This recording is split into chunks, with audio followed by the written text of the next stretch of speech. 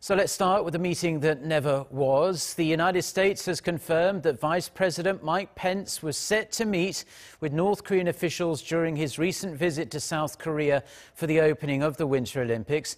That was before the regime pulled out, seemingly upset by the Trump administration's continued hardline stance. Kwon Jang-ho starts us off.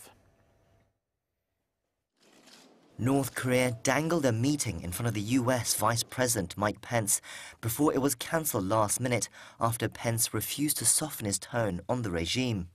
That's how the Vice President's Chief of Staff, Nick Ayers, described the meeting that could have been. Ayers, speaking to the Washington Post on Tuesday, revealed that the CIA had received word of North Korea's interest in holding a meeting during the PyeongChang Winter Olympics, and that preparations began following President Trump's approval and ahead of Pence's trip to Asia. The Vice President was given a remit to convey the sincerity of Washington's hardline stance, although not to open any negotiations.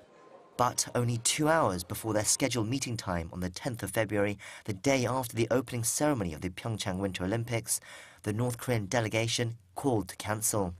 They reportedly expressed dissatisfaction over Pence's announcement a few days prior that new sanctions were being planned on Pyongyang.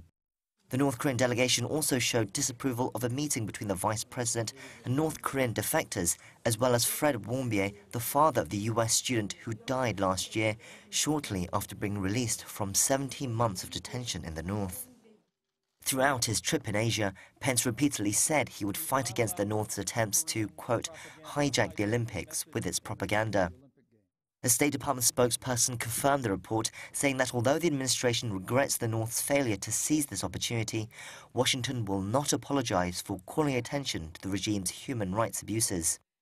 The Vice President's office also said Seoul tried to assist by providing the Blue House as a neutral location for the meeting, but the South Korean top office has declined to confirm.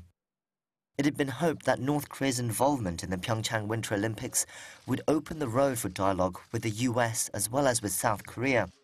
But the revelation of this failed meeting shows that there is still a long way to go before all sides are ready to sit down at the negotiation table. Kwon Jang-ho, Arirang News.